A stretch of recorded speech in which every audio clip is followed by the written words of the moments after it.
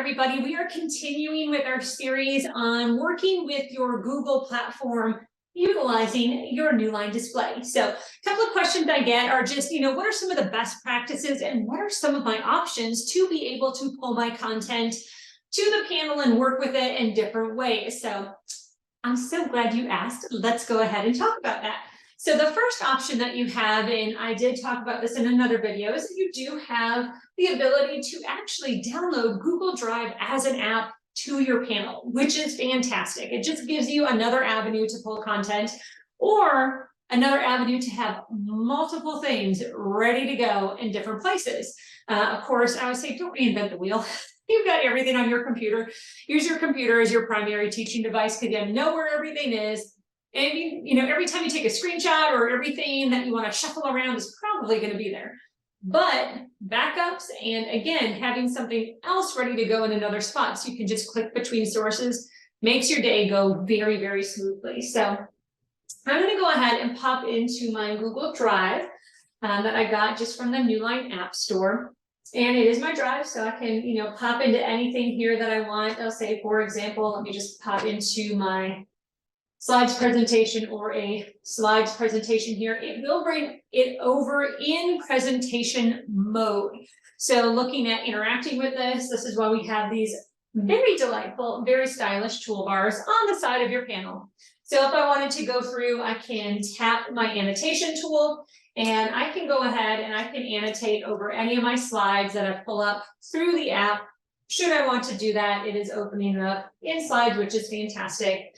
I've got my ability to erase and do things and absolutely okay. So very, very handy. If I was doing something here, of course, I have the ability to take a screenshot.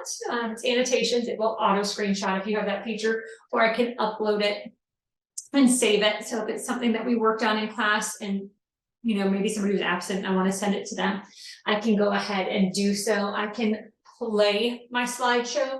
And of course, in the grand scheme of 3-dot options, let me go ahead and grab that. I have options there as well. So you do have quite a bit of flexibility. As you are doing things, you can make stuff available offline should you want to do that. But you can go ahead and you can open things directly from your Google Drive. I'm going to go ahead and just grab another document just so you can see what that looks like. Let's go ahead. We'll grab a Word or a doc. So going through again, I do have the option I can edit. So when I am working in doc, I can edit my original. Not that I'll say in general, you're going to do a ton of your creation on the giant screen. You're probably working on your computer, but you want things to get filled in. Maybe you're having an interactive session. It does allow you to do that. So again, nice flexibility and the ability to have something ready to go on the panel side of the house, in addition to having something ready to go from your primary teaching computer. So let's pop in there now and look at some neat things you can do from your computer environment. And I'm really going to talk about one of the questions that I get a lot for my folks that are using a lot of drag and drop features in Google Slides. So if you are a slides person, you're like, oh my goodness, yes, this is what I need to talk about. What else can I do just in terms of the aesthetics? Because that's usually where I do get the question. So I just opened up something here in slides. I have 2 Google accounts running. One of them does have the extension I'm going to mention. The other one does not. So you can kind of see the difference. So this is one of my Google Drives. It does not have any extensions. To kind of change the look of what you're looking at, of course, you do have the option at any point in time, you can use annotate.net. And it's a very handy extension here. I can go ahead and just give that a tap-taparoo. You can sign in. You can do single sign-on with Google, which is fantastic. I'm going to go ahead and just sign in here, which is nice. Yes, sometimes I have it running on multiple computers with what I do.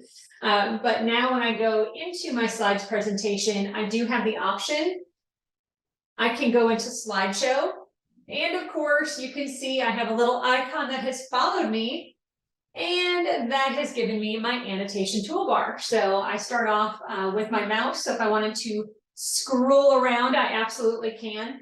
And I do have the ability to go through and I can edit or write on any of my slides and make them interactive. So very, very handy here. Again, I can go back, I can move things around, but annotate.net makes it very, very nice to be able to edit directly on any sort of slides presentation. You can shift back and forth between them, and it's all just a nice, very handy self-contained experience, which is fabulous. And of course, it'll write on PDFs if you pull up a PDF and you want to annotate on that or anywhere else on the web. So keep that one in your hip pocket.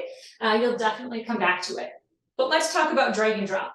I don't have any drag and drops here, but let's go in and take a peek, because we know if we're going to be using drag and drop, we have to be able to be in edit mode, because those are edit options. You're moving components in and around and onto your Google slide. So I'm going to go into my other Google account that I have pulled up, and we're going to go ahead and just take a peek at a couple of things. So here I am in a calendar. It is an interactive calendar, which is fantastic. I am in edit mode. I can see all of my stuff, but it's little and there's a lot going on. So it's like, it works. Don't get me wrong, it works, but it is busy. So if I was moving anything around, I can do that, and that's just fine. But there might be a better way. So let's take a peek at that.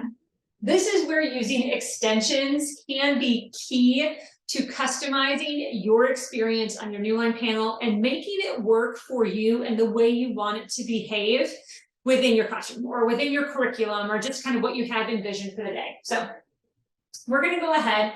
Extensions, of course, are going to be at the top by your URL browser.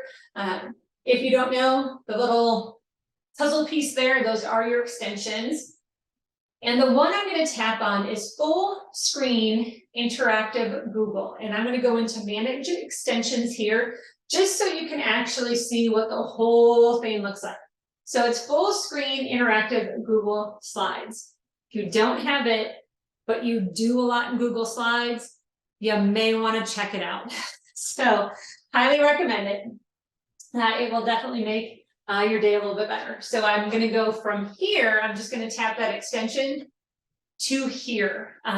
Again, cleaning it up, making it very easy to see. I still have all of my edit, but not nearly as busy. And, all that stuff kind of condensed at the top makes it very nice. So of course I can move things around, I can edit, but so much easier to do that from this view versus the other view. So I'm going to go ahead and head back to where I was. Again, that extension that can make hopefully your life just a little bit easier is the full screen interactive Google Slides extension. So hopefully that helped you. If you have any questions, please do not hesitate to reach out. We are here for you.